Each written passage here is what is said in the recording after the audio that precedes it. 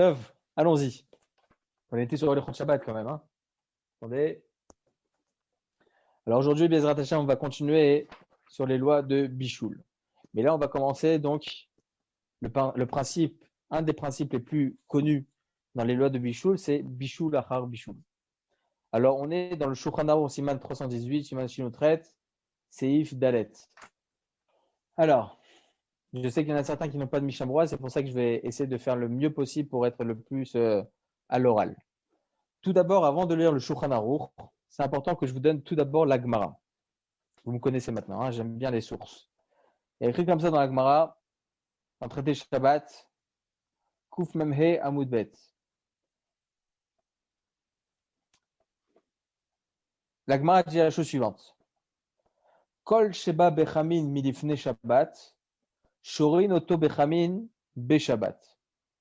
Vekol Shelobal Bechamin Me'erev Shabbat, Madierchin Oto Bechamin Be Shabbat, Chutz Minamilach Maliach Hayashan, Vekulia Saespenin Shadachatan Zoig Marmelachatan.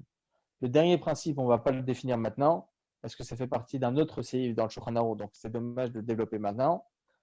Mais en tout cas, la Gemara de continuer et nous dire Kegon Mai, Amarav Safra, Kegon Tarnegolta de Rabbi Abba. Je pense qu'on a un peu défini le sujet à un certain moment de nos cours ces 2 dernières semaines, mais maintenant, Bezrat Hashem, on va bien l'étudier avec toutes les sources et de bien comprendre chaque principe. La Mishnah donc nous dit la chose suivante, je vous traduis. Tout aliment qui a déjà cuit au préalable, c'est ça, Kol Sheba Bechamim Milifne Shabbat, tout ce qui a cuit au préalable, à veille de Shabbat, on a le droit pendant Shabbat de le remettre sur le feu. Shorin Oto Bechamin Be Shabbat. On peut le remettre sur le feu le jour du Shabbat. Alors, il y en a certains qui vont vous dire, comme c'est écrit dans les Mefarshim, comme ça c'est écrit, je crois, dans Rashi, quand il y a écrit Shorin Oto Bechamin, c'est uniquement on a le droit de remettre, pas sur le feu même, mais on a le droit de mettre à l'extérieur du feu, mais pour que ça chauffe déjà une température assez importante. C'est important de bien préciser les choses. En tout cas, la Gemara de nous continuer. Mais par contre, si vous avez une cuisson qui n'a pas été cuite au préalable, la veille de Shabbat, alors on n'a pas le droit de remettre sur le feu pendant Shabbat. On n'a pas le droit. On va expliquer maintenant la Gemara. La Gemara juste de nous finir en disant, comme quoi, donne-moi un exemple. Kegon, Amarav Safra, Kegon, Tarnegol, Tade Rabbi Abba. Vous avez un poulet. Rabbi Abba, il avait l'habitude de prendre un poulet qui avait déjà cuit au préalable, veille de Shabbat, et il le réchauffait pendant Shabbat. Ok, étant donné que ça avait déjà cuit avant Shabbat, on a le droit de le réchauffer pendant Shabbat. Ça, c'est l'avis de Rabbi Abba. Très bien. Maintenant, essayons de comprendre déjà le premier principe. Qu'est-ce qu'on appelle quelque chose qui a cuit au préalable, la veille de Shabbat? C'est quoi quelque chose de cuit? Comment vous pouvez savoir que votre dafina elle est à 100% cuit? C'est difficile. Comment on peut comprendre ça? Plus on va la cuire, plus on va la manger de cette façon. On va mettre 1 heure de temps, 2 heures de temps, tout dépend chacun. Il y en a qui préfèrent plus cuit que d'autres. Comment on comprend ce principe-là de cuisson? Ça a déjà cuit la veille de Shabbat. Le Rambam, il est d'avis. Et je vous dis le Rambam, c'est rapporté d'ailleurs comme ça dans le Bet Yosef, Siman 318 à la Hakat. Le Rambam, il est d'avis que même si cette cuisson, elle a un petit peu cuit, pas à 100% du tout, un petit peu, alors on a le droit, pendant Shabbat, de le réchauffer. Ça, c'est l'avis du Rambam. On tranche pas comme le Rambam, hein. On va voir ça tout de suite. Tosfot, il dit que non. Et c'est comme ça, on tranche la halakha comme Tosfot. Il faut que la cuisson soit à 100% la veille de Shabbat. Si votre plat, il a cuit à 100%, ça s'appelle Kol Sorko dans la Gemara, okay, dans les Rishonim, Kol Sorko, si ça a cuit à 100%, alors là, il n'y a aucun problème de le réchauffer pendant Shabbat. C'est quoi Kol Sorko? C'est tout aliment qui, en général, la plupart des gens mangent de cette façon. Comme ça, c'est ça le principe qui est rapporté dans les Rishonim, la façon dont les gens mangent cet aliment en général. Lorsque vous avez des personnes qui préfèrent manger moins cuit, ok, c'est pas la généralité des gens. Alors là, c'est un problème. Donc, vous avez des gens qui vont aimer une viande qui est presque crue. Alors ça s'appelle pas qui est mevouchal, ça s'appelle pas cuit à 100%, c'est pas ça cuit à 100%. Peut-être pour Reuven, ça sera cuit à 100%, mais pas pour Shimon. Ok, donc on va selon la généralité. La majorité des gens ne mangent pas de cette façon, donc c'est pas considéré comme étant une cuisson à 100%. Ça, c'est l'avis des Tosafot. Shulchan Aruch tranche la halakha comme lui, comme les Tosafot. Je vous lis les mots dans le Shulchan Aruch directement. Donc voilà, je vous ai ramené la Gemara, je vous ai ramené les Rishonim et comment tranche Maran à Shulchan Aruch. Il y a écrit comme ça. Tafshish Bachel Kol Sorko. Il dit bien le Shulchan Aruch Kol Sorko. Donc c'est l'avis de qui? L'avis des Tosafot. On décortique le Shulchan Aruch. Alors là, Yeshbo Mishum Bishul Imistanen. Ve'im lo nitbashel Kol Sorko, afilu nitbashel Kemach Ben Dozrei, shayer bo Bishul, afilu bo Dorotea. Là, il nous dit la chose suivante, le Shulchan Aruch. Si ça a cuit à 100%, on a le droit de le réchauffer pendant Shabbat. Mais attention, si ça a refroidi, il y a un problème. Si ça a refroidi, il y a un gros problème. On n'a pas le droit de le réchauffer pendant Shabbat.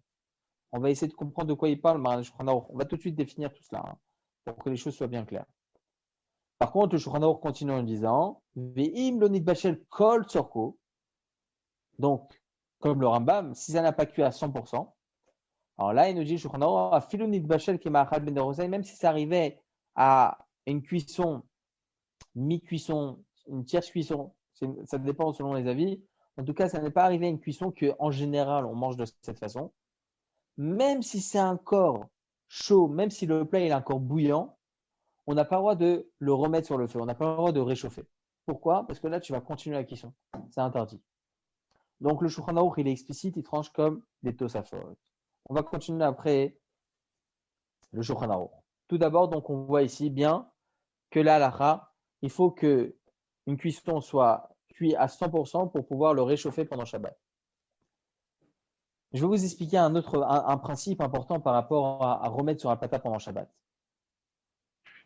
Il faut savoir que la plata, toute la problématique, c'est quoi? Pourquoi on n'a pas le droit de remettre? Ça, c'est dans Sheiya Vatman, dans le Siman 253. On va aussi dans ce Siman-là parce que c'est aussi très important. C'est vraiment très, très, très similaire aux lois de Bichoul, aux lois de cuisson pendant Shabbat. Il faut savoir qu'on n'a pas le droit de remettre sur le feu quelque chose. D'ailleurs, c'est pour cette raison que le Shulchan Aruch nous dit que si ça refroidit, interdit de remettre sur le feu. Pourquoi on n'a pas le droit de remettre sur le feu pendant Shabbat un aliment qui a déjà cuit au préalable? Pourquoi? C'est quoi l'interdit? La cuisson, elle a été faite. Il nous dit la Gemara explicitement que tout ce qui a cuit, tout ce qui a déjà cuit à 100%, on a le droit de le réchauffer. Après, on n'a pas le droit de le mettre sur le feu lui-même. C'est quoi le problème? Vous avez une réponse? Cuisson. Comment? Il y a un problème d'améliorer peut-être la cuisson? Non, tout est bon. Tout est fait. Tu as l'impression que tu cuisines, non? Comment? Tu donnes l'impression que tu cuisines. Il y a Femeod. C'est ce qu'ils disent les poskim. Ça s'appelle Mirze Kemevachel. Le fait que je mets sur le feu un plat, il n'y a personne qui va voir que c'est cuit à l'intérieur. Donc les gens ils vont penser que je suis en train de cuire pendant Shabbat. Il faut savoir que tout ce qui est Mirze, tout ce qui est Maritaïn, les gens vont penser à, etc. Il y a écrit comme ça dans la Gemara, même si tu es dans une maison où il n'y a personne, même si les fenêtres sont fermées, tout ça. Le Maritaïn, c'est vrai que ça concerne les gens, mais l'interdit reste même s'il n'y a personne. Il faut le savoir. Même Bechadri Khadarim, comme ça c'est qu'on a Gemara. Même si c'est en intérieur, il n'y a personne qui nous voit. Donc il faut savoir qu'on a un interdit pendant Shabbat de Mirze Kimevachel. Les gens, ils vont voir que c'est comme si que maintenant je suis en train de cuisiner. Donc c'est un problème. Ça, c'est tout le problème de Khazara. On n'a pas le droit de remettre sur le feu un aliment même qui a déjà cuit à 100%. Mais ce principe-là n'existe plus aujourd'hui. Je vais vous expliquer pourquoi. Il faut savoir que la plata, l'avis du Rav Yosef, c'est vrai qu'il y a une divergence d'opinion à ce sujet, au sujet de la plata. Mais il faut savoir que la plata, selon le Rav Yosef, on ne la considère pas comme étant Mirze Kemevachel. On ne va pas dire que lorsqu'on va remettre un plat sur la plata, les gens ils vont penser que je suis en train de cuire. Pour quelle raison? Logiquement, est-ce qu'on cuit en général sur une plata ou pas? Est-ce qu'en semaine, on va en arriver à prendre une plata et commencer à faire cuire des pâtes dedans? Jamais ça nous arrive. On sort la plata uniquement pour Shabbat. Ok? Donc le principe même de Mirze Kemevachel n'existe pas pour la plata. Pour cela qu'on a tout à fait le droit, et donc pas comme on a dit maintenant, uniquement à l'extérieur du feu, mais même si ça arrive à température, etc., sur le feu même, c'est interdit. Non. Ce principe-là n'existe pas pour la plata. Si vous avez un gaz, évidemment, ça existe, mais sur la plata, ça n'existe pas. C'est pour cela que même si vous avez fait votre plat, vous avez cuit votre plat la veille de Shabbat, il est cuit à 100%, il n'y a aucun problème. Et là, vous l'avez mis au frigidaire, et vous voulez le remettre sur la plata pendant Shabbat, il n'y a aucun problème. Aucun problème. Même si c'est froid à 100%. Ça, c'est important que je précise au tout début. Maintenant, on va essayer de comprendre. On va essayer de comprendre. Quel aliment il est concerné par ce principe halakhique qui est rapporté dans le Shulchan Aruch, qui est rapporté par les Rishonim, qui est rapporté par la Gemara. Quel aliment on a le droit de réchauffer pendant Shabbat? Lequel aliment? Et Yavesh ici. Là. Alors, il a fait. Est-ce que c'est un aliment exclusivement sec ou bien même liquide? Alors, regardez. Excusez-moi, un des premiers cours, on avait dit, sur l'exemple du poisson que j'avais donné, qu'il y a un petit peu un fond d'eau, que vous m'avez dit qu'on avait le droit. Justement, effectivement, on avait un peu discuté sur ce sujet-là, Oui. mais là, les adaptations, on va essayer de bien développer pour que quelque chose soit bien clair. Très bien. Bien clair, mais vous avez raison. Alors, il y a une marloquette dans les Rishonim. Il y a une marloquette dans les Rishonim en ce qui concerne l'aliment par lui-même. Lorsque la Gemara nous rapporte l'exemple de Tarnegolta de Rabbi Abba, le poulet de Rabbi Abba, est-ce qu'il s'agit exclusivement d'un aliment qui est semblable à un poulet ou bien pas seulement? J'explique. Je vous avais ça aussi expliqué, hein, mais j'essaye d'être le plus général et beaucoup plus développé. Est-ce qu'il faut que ce soit un aliment qui soit sec, comme le poulet, pour autoriser de réchauffer pendant Shabbat, ou bien même un aliment liquide, et donc pas seulement similaire à ce que la Gemara nous rapporte comme exemple. Imaginez-vous que la Gemara nous rapporte un exemple. Sur cet exemple-là, il y a une discussion. Et cette discussion, elle est énorme dans les Rishonim. Selon le Roche, selon Rashi, selon le Tour, eux, ils pensent que uniquement ce que la Gemara nous a rapporté comme exemple, donc Tarnegol, donc un aliment sec, c'est permis de réchauffer pendant Shabbat. Mais si c'est un aliment liquide, on a un problème. Si c'est un aliment liquide, on ne peut pas réchauffer pendant Shabbat. Et je vous explique pourquoi. Dites-moi si je vous ai déjà expliqué ce principe. Hein. Je pense que oui, mais bon, encore une fois, je vais plus le développer. C'est quoi la marloquette? Selon le Roche, comment tu peux autoriser de remettre sur le feu un aliment liquide qui a refroidi? C'est toujours, ça s'améliore tout le temps. Ça s'améliore tout le temps. Est-ce que vous allez manger une soupe froide? Vous n'allez pas manger une soupe froide. Vous allez manger une soupe chaude. Et plus vous allez faire chauffer votre soupe, plus ça va être meilleur. Plus ça va être meilleur. Donc, plus vous allez la faire chauffer, plus vous allez la cuire. Qu'est-ce qu'on appelle tafshil chez Bachel Kol Surko, encore une fois? Qu'est-ce qu'on appelle un aliment qui a cuit à 100%? Alors, sur un aliment sec, on comprend. Un aliment sec, c'est cuisson, etc. On le mange de cette façon. Mais un aliment liquide, tout le temps, il s'améliore. À chaque moment, il va s'améliorer. À chaque moment, plus on va le cuire, plus il va s'améliorer. Donc, d'où l'avis du Roche qui lui pense qu'un aliment liquide, on n'a pas le droit de réchauffer pendant Shabbat. Parce que ça ne s'appelle pas chez Bachel Kol Surko dans l'absolu. Cuit à 100%. Non, ce n'est pas possible pour un aliment liquide. Ça, c'est l'avis du Roche. A contrario, nous avons l'avis du Rambam, du Rajba, du Ran, etc. qui, eux, pensent pas seulement ce que la Gemara nous a rapporté comme exemple, donc un aliment sec comme le tarnegol, comme le poulet, mais même un aliment liquide. Il n'y a aucun problème de réchauffer un aliment liquide étant donné qu'il a chauffé au préalable. Ça, c'est la marloquette entre le Roche et le Rambam. Alors, comment il tranche la halakha? Maran al-Shulchan Aruch. Le Bet Yosef, déjà, tout d'abord, rapport dans le Siman 253 halakha 4, qu'il a interdit de faire réchauffer un aliment liquide pendant Shabbat. Ça, c'est écrit explicitement dans le Bet Yosef, Siman 253 halakha 4.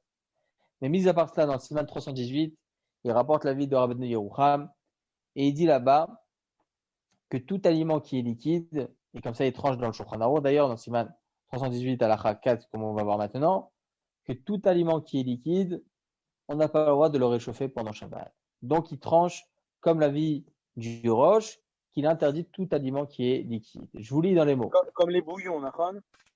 Les bouillons, exactement. Tout ce qui est bouillon, c'est Qui est un interdit. rov en fait du liquide en fait. Que le rov, Alors justement, on va parler justement de ça. Pourquoi? Parce que le Shulchan Aruch nous dit la chose suivante. Le Shulchan Aruch nous dit, troisième ligne, si je ne me trompe pas, en tout cas chez moi, c'est troisième ligne. Il dit quand est-ce qu'on a interdit de cuire après une première cuisson, de réchauffer après une première cuisson? Va anémider chez Eshbo Bishul Achar Bishul, Bitafshil chez Eshbo Marak, un plat où il y a une soupe à l'intérieur. Aval Tashvil chez Nidbashel Gvar Veu Yavesh, mais un plat qui est sec, qui a déjà cuit au préalable, Muta Lishroto Bechamin Beshabbat, c'est autorisé de le réchauffer pendant Shabbat. Mais Umudavar Yavesh, le Nidbashel Mifne Shabbat, ça évidemment, si c'est un aliment sec qui n'a pas cuit au préalable la veille de Shabbat, c'est évident qu'on n'a pas le droit de le réchauffer pendant Shabbat. Très bien. Donc, on voit sur le Shulchan Aruch qu'un aliment liquide, c'est interdit de le réchauffer pendant Shabbat. Très, très bien. Maintenant, selon le principe, est-ce que je vous avais expliqué dans un des cours en ce qui concerne l'eau? Oui, je vous avais expliqué? Oui, on en avait parlé de l'eau. Et l'eau qui s'améliore, le fait que quand on la glace, elle se glace plus Il y a vite. fait méthode. Il y a fait méthode. Eh bien, c'est exactement ça. Aussi, Ça, je veux pas... Comment? Un petit rappel? Un petit rappel. Pas de problème, je vous fais un petit rappel. On a dit maintenant que la différence qu'il y a entre un aliment liquide et un aliment solide, selon le Roche, c'est uniquement par le fait que ça va toujours s'améliorer. Toujours s'améliorer, toujours s'améliorer. Un aliment liquide, même s'il a cuit avant Shabbat à 100%, lorsque je vais le remettre sur un plata, sur le feu, pardon, ou sur un plata, n'importe, en tout cas, ça va toujours s'améliorer. Très bien. Donc, comme ça, les tranches de Shulchan Aruch, tant que c'est un aliment liquide, c'est interdit de remettre sur le feu. Pour l'eau, la Gemara nous dit que l'eau, ça ne s'améliore pas, ça se détériore. Plus on va le chauffer, plus ça va se détériorer. Le Petach Hadvir nous dit dans Siman 318, je crois à Linéa 1, si je ne me trompe pas, en tout cas, il rapporte là-bas qu'ils avaient l'habitude en Irak de prendre le café et de le réchauffer pendant Shabbat. Prendre le café et de le réchauffer pendant Shabbat. Comment ils peuvent réchauffer un café? C'est un aliment liquide, c'est un liquide, c'est pas un solide. Le Petach Hadvir nous apprend de là-bas que l'eau, étant donné que ça ne s'améliore pas, ça se détériore, on n'a pas d'interdit de le réchauffer pendant Shabbat. Parce que là est tout le principe de la divergence d'opinion entre le Roche et le Rambam. Est-ce que ça va s'améliorer ou pas s'améliorer? Selon le Roche, tout ce qui est liquide, oui. Selon le Rambam, on s'en fout que ça s'améliore. Étant donné que ça a déjà chauffé au préalable, ça a déjà cuit à 100%, il n'y a pas de problème. Mais étant donné que la divergence d'opinion qu'il y a entre les deux, c'est au sujet de amélioration, détérioration. Donc, lorsque l'aliment liquide en question, il se détériore, donc en l'occurrence l'eau, alors là, il n'y aurait pas, a priori, je dis bien a priori parce que c'est pas si évident, a priori, il n'y aurait pas d'interdit de réchauffer une eau pendant Shabbat. D'ailleurs, essayez de réchauffer, ça je vous l'avais dit, essayez de réchauffer un café dans votre micro-ondes Stam en semaine, qui a refroidi, il sera imbuvable. Il n'y a aucun goût. Et ça, je vous l'avais dit aussi. Lorsqu'une eau, elle va chauffer une première fois, toutes les bactéries, elles vont se retirer. Lorsque vous mettez une eau qui a déjà cuit, qui a refroidi, vous la mettez au congélateur pour faire des glaçons, les glaçons, ils vont se faire beaucoup plus rapidement qu'une eau sortie du robinet. Okay, pourquoi? Parce que cette eau-là, il n'y a plus du tout de bactéries. Lorsque cette eau-là, vous allez plus la chauffer une deuxième cuisson, une troisième cuisson, elle ne sera pas bonne du tout. Donc, tous les trucs qui y a à l'intérieur, tous les trucs chimiques qui y a à l'intérieur, je ne sais pas si ça appelle ça chimique, mais en tout cas, tout ce qui y a à l'intérieur, ça va se détériorer et ça sera beaucoup moins bon. En tout cas, voilà, c'est ça le principe de l'eau. L'eau, et ça, comme ça, on tranche la halakha d'ailleurs, comme ça, il a dit à plusieurs reprises, le grand Rabbin d'Israël actuel, le Rav Yitzhak Yosef, que l'eau, mais Karadine selon la loi stricte, on a le droit de réchauffer sur la plata. Ça, c'est selon la loi stricte. Alors, vous allez me poser une question selon cela. Vous avez posé cette question? Lorsque vous mettez, par rapport à la dafina, on avait déjà discuté? Rajouter de l'eau dans la dafina, on avait déjà parlé aussi? Oui, on en avait. Non, on n'en avait pas parlé. Je crois qu'il y en avait un qui avait posé la question, non? Si on rajoute de l'eau. La question, si on nous avait rajouté ou même laissé l'eau dans la DAF, peut-être qu'on n'avait pas répondu. Alors, c'est-à-dire rajouter de l'eau, on n'avait pas répondu? Alors, je vais tout de suite en parler. Vous allez me poser une question selon cela.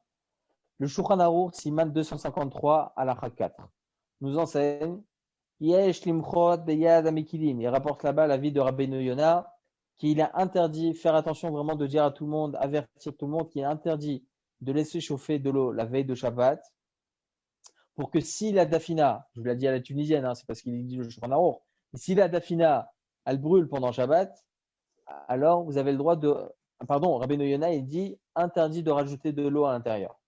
Interdit de rajouter de l'eau à l'intérieur. Pour quelle raison?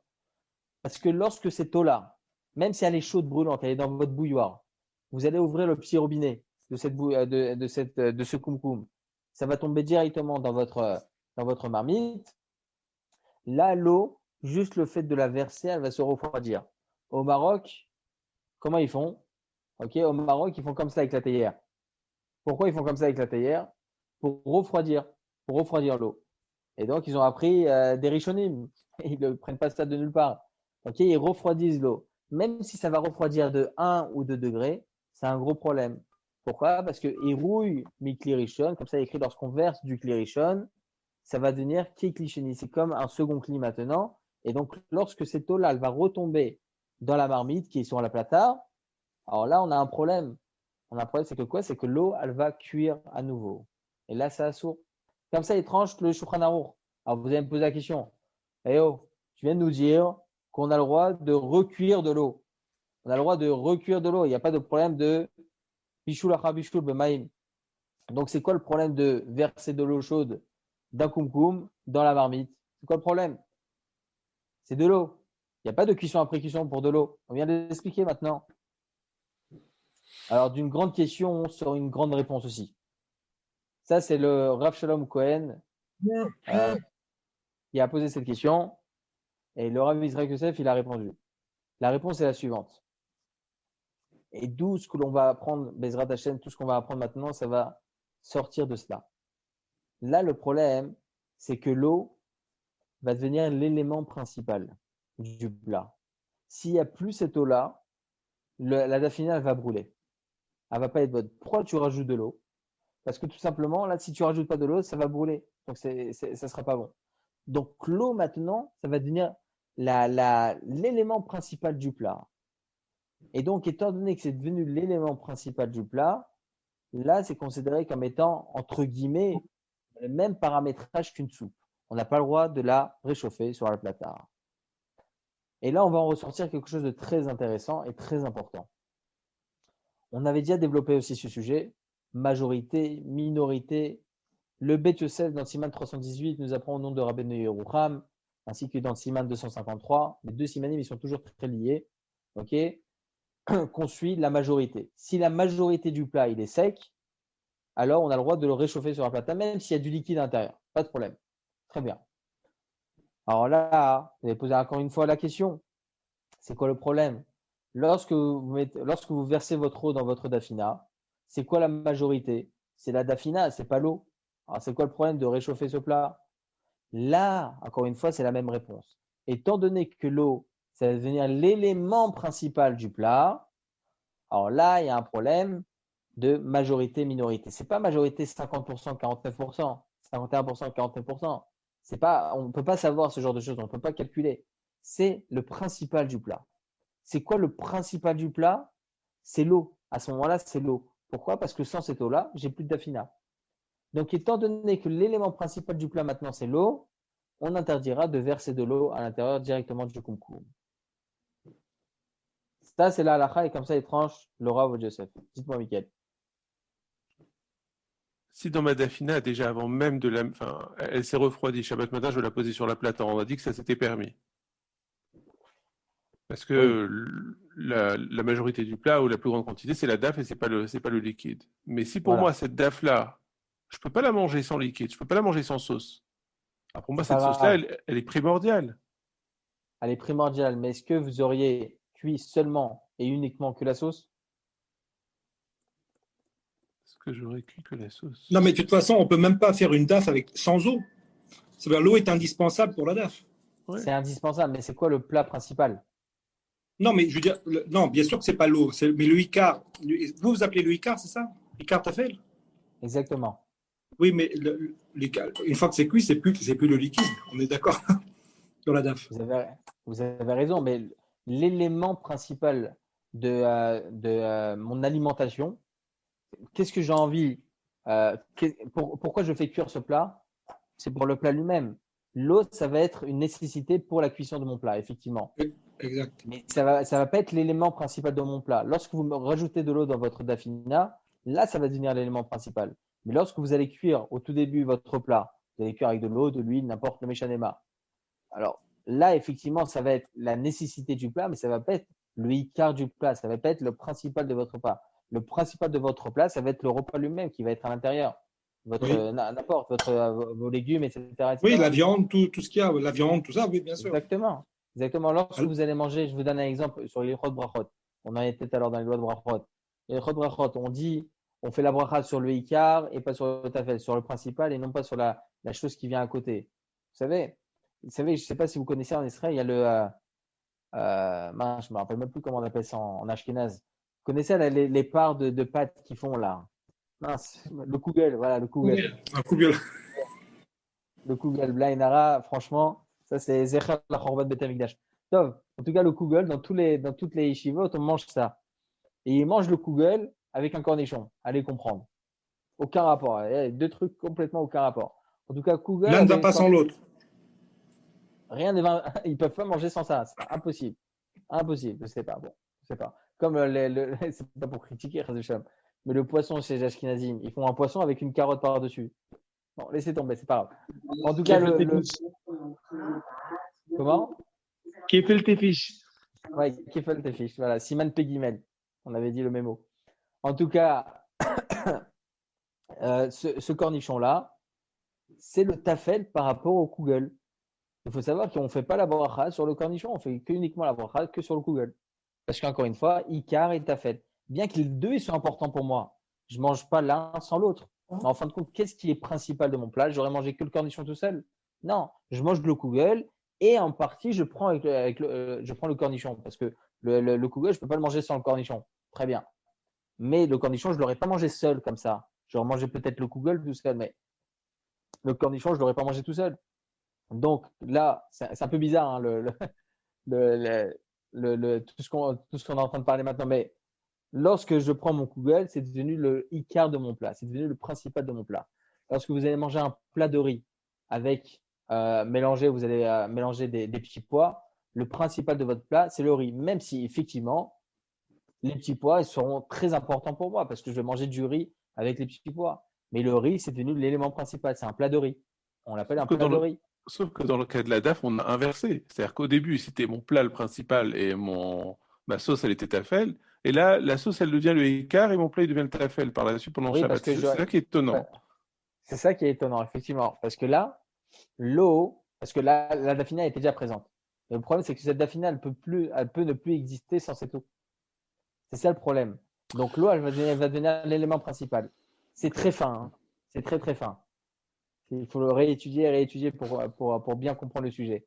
Mais en tout cas, voilà, c'est là est la différence entre les deux. En tout cas, on voit donc le principal. Le principal du plat, c'est le solide. Alors, on suivra le solide. C'est pour ça qu'on avait discuté la dernière fois avec Jonathan, Nahum, par rapport au poisson. Même s'il y a beaucoup, beaucoup, beaucoup de sauce, le principal de mon plat, c'est vrai que je vais kiffer la sauce. C'est vrai que je vais prendre du pain et je vais saucer. OK? Mais le principal de mon plat, c'est le poisson. Je n'aurais pas chauffé uniquement la sauce. Je chauffe mon plat de poisson. C'est un plat. Ce n'est pas une soupe. Donc, tant que le principal de mon plat, c'est un solide, j'aurai le droit de le chauffer sur un platard. A contrario, par rapport à la soupe, une soupe, c'est une soupe. Même s'il y a des légumes entiers à l'intérieur, ça reste une soupe. Donc, lorsque vous allez prendre votre soupe, vous allez la mettre sur la plata, là, ça sera interdit. Par contre, je vais vous donner un autre patent, une autre halakha à ce sujet. On finira avec ça. En tout cas, il faut savoir que, selon le Rav Yosef, si votre soupe, elle a gélifié, vous ne l'avez pas congelée, elle a gélifié, alors là, on aura le droit de la remettre sur un plata. Elle gélifie lorsqu'il y a du gras, par exemple, dans votre soupe. Okay, ou bien de l'huile, du gras, n'importe. En tout cas, elle va gélifier. Là, ça va gélifier même si vous ne le mettez pas au frigidaire, même si vous le laissez à l'extérieur quelques temps, ça va gélifier. Donc là, l'élément, il va être 100% solide. Tout va être solide. même si après, sur la plata, ça va devenir liquide, il dit le Rav Yosef, c'est permis. Parce que maintenant, il est solide. Au contraire que lorsque vous allez mettre au congélateur. Au congélateur, c'est par vos mains que ça va devenir solide. C'est par le fait que vous l'avez mis dans votre congélateur. Là, il y en a certains qui pensent que c'est un problème parce que ça ne vient pas de lui-même, la solidité du plat. Ça va venir par le fait que vous l'avez mis au congélateur. Le Rav Yosef, sur ça, il reste Betsaïr Rioun. Il reste sur le doute, au niveau halachique. Il faut savoir que si c'est agidifié, vous avez la possibilité de remettre sur la plata. Des questions? Non. Baruch Hashem. Baruch Hashem, Baruch Hashem. Très bien. Bon, on va finir avec ça, Bezrat Hashem.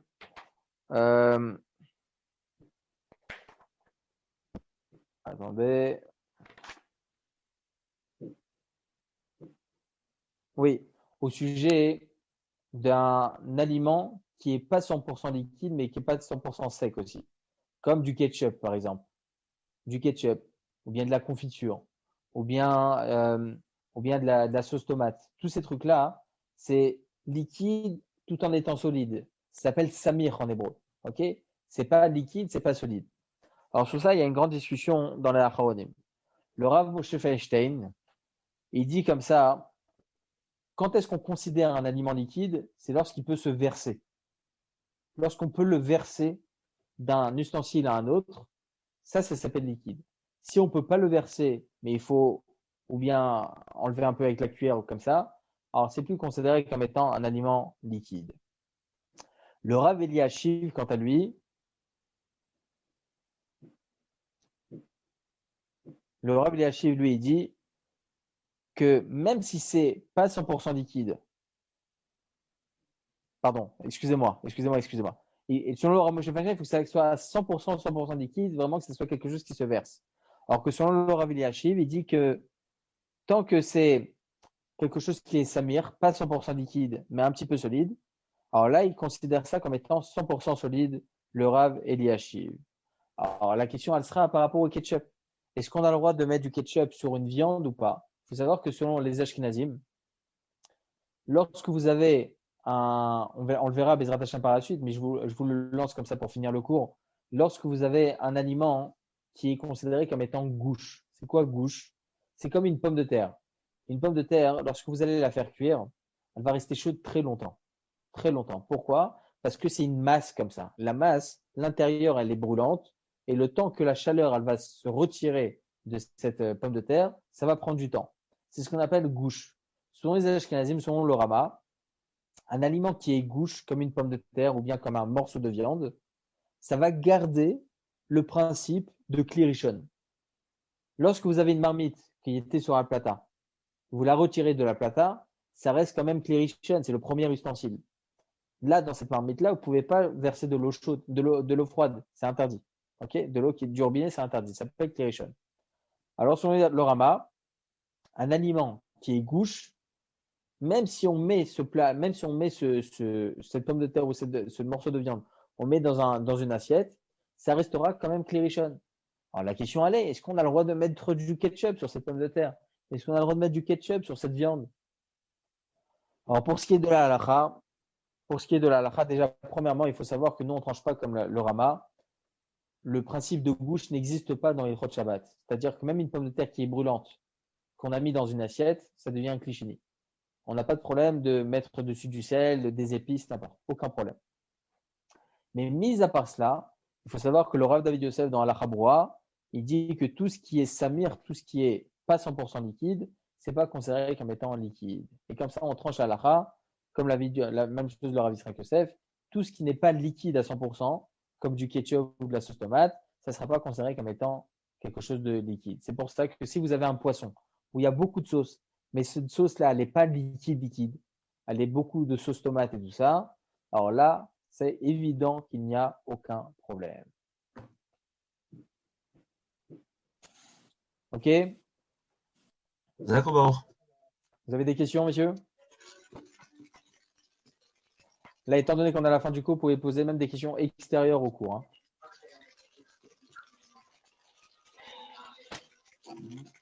Bon, Hachem, hein, tout va bien. Non, juste une question. Le ketchup, c'est déjà cuit au préalable? Alors, il faut savoir qu'en Amérique, non. En Amérique, le ketchup, il n'est pas cuit.